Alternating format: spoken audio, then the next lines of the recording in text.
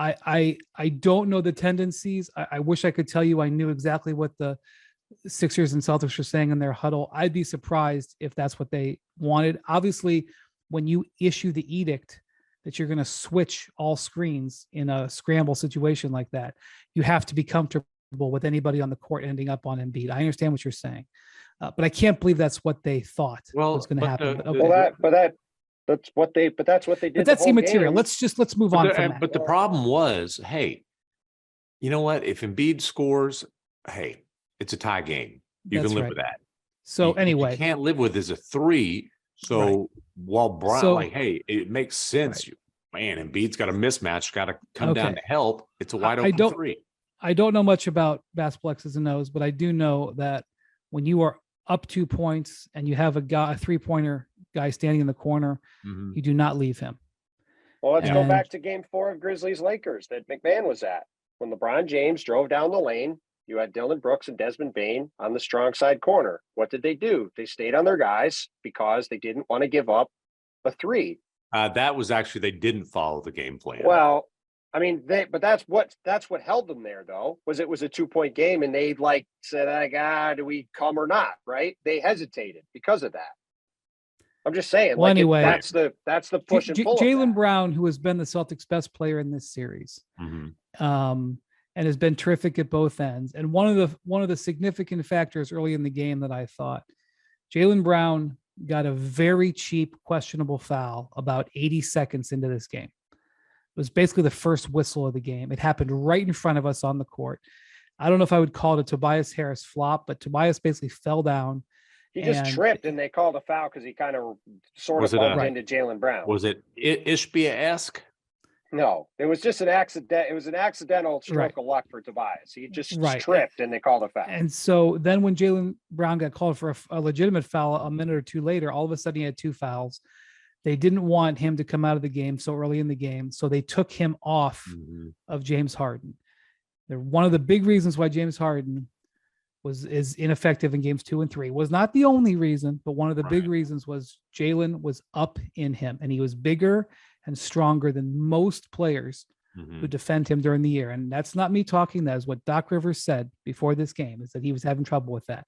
Now, the Sixers had some game plan stuff planned where they were going to do kind of double picks to try to do anything that they could to get Jaylen Brown off of him. And in fact, later on in the game, the Celtics were putting Jaylen Brown on other players to try to prepare for screens.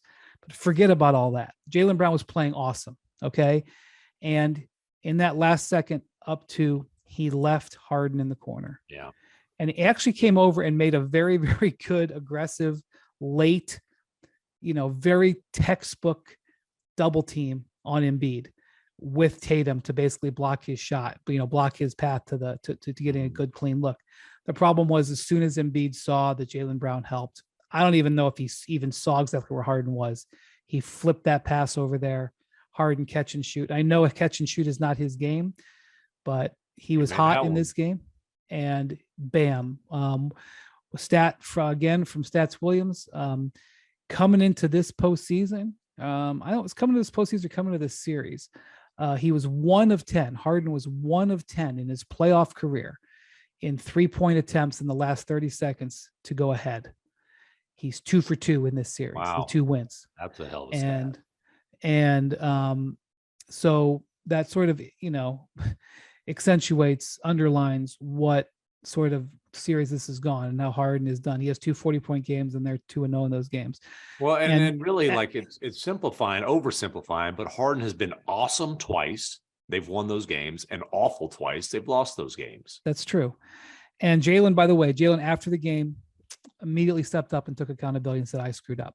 Yeah. And there was a lot more that happened, including Bontemps, the 2 possessions that the Celtics had, one at the end of regulation and one at the end of overtime, where they just ended up with Marcus Smart threes, and he missed them both. And if he made one of them, actually he made one, but it was late. Yeah, but so on that one, what did Tatum say about that? Because I think Tatum's got to get a shot there.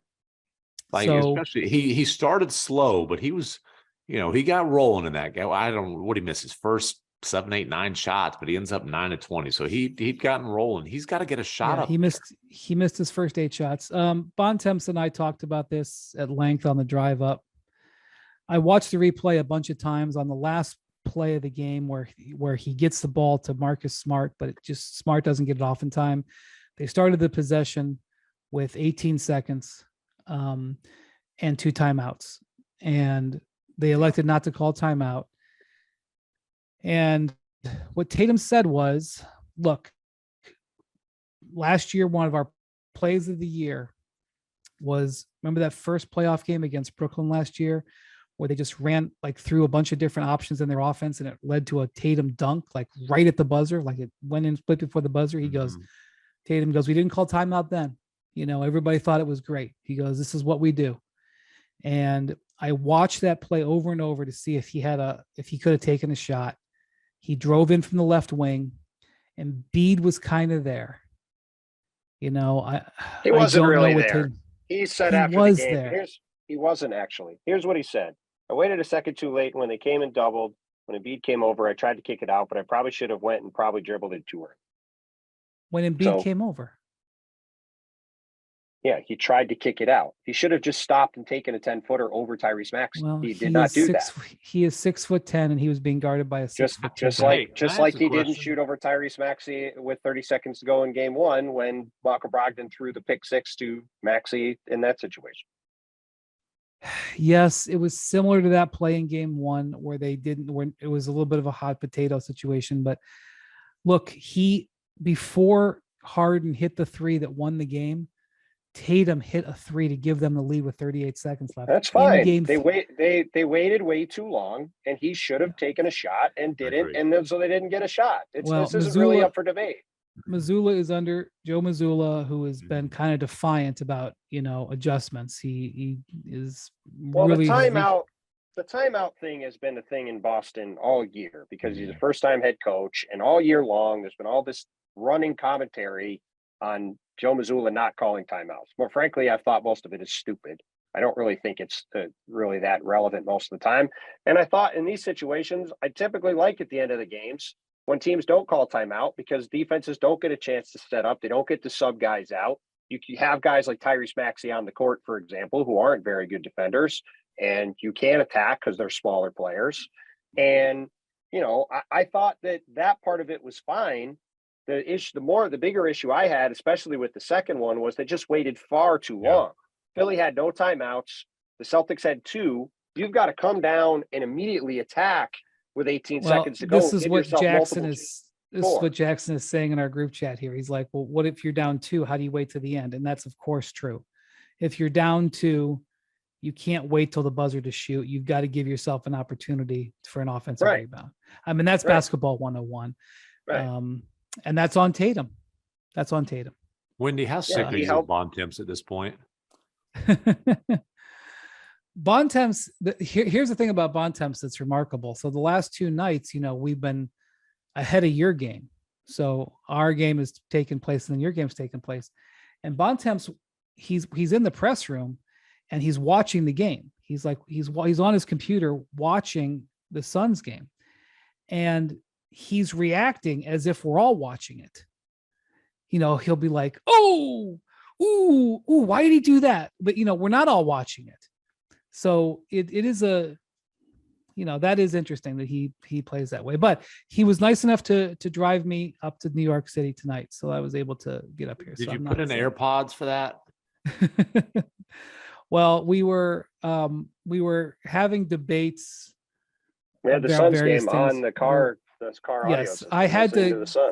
I was watching the Suns, but in trying to give him play-by-play, he didn't always accept the play-by-play. I wanted to watch, and so I felt like I had to turn it away so we had watch the road because I-95 on Sunday nights gets a little interesting. Brian was very nervous on I-95, but we made it just fine. Yeah, well, I think the Greg Popovich term "appropriate fear" was in. There were a lot of cars flying by at very fast speeds, but we got here okay. Anyway, so the Celtics, in this game, Joel Embiid, Doc Rivers kind of rolled the dice in this game. They were ahead by, I think, as many as 16 points. They were controlling the game largely because of how well Harden was playing, and Embiid, obviously, they both scored over 30. And he left his starters out there a little longer, and they ran out of gas. And Boston was charging in the fourth quarter. They were more well rested. They were getting stops. The 76ers were they were having possessions where they were getting down the court. They wouldn't even getting into I wouldn't even call it a set. They weren't even getting to where they were going to stop at till there was 14 or 12 on the clock. And then there were we have a mutual friend who's correctly calling it prevent offense for the final few minutes of the game. Yeah, where Joel would just literally, one time there was a shot clock violation, and I'm fairly certain Harden dribbled it for the entire 24 seconds. And there was a couple other times where Embiid got the ball and just didn't do anything. He just sort of stood there, and the Celtics almost pulled it out. And I got to tell you, this was about 21st or 22nd Celtics playoff game I've covered the last 2 years. They've lost, a handful. Thanks for watching ESPN on YouTube. For live streaming sports and premium content, subscribe to ESPN Plus.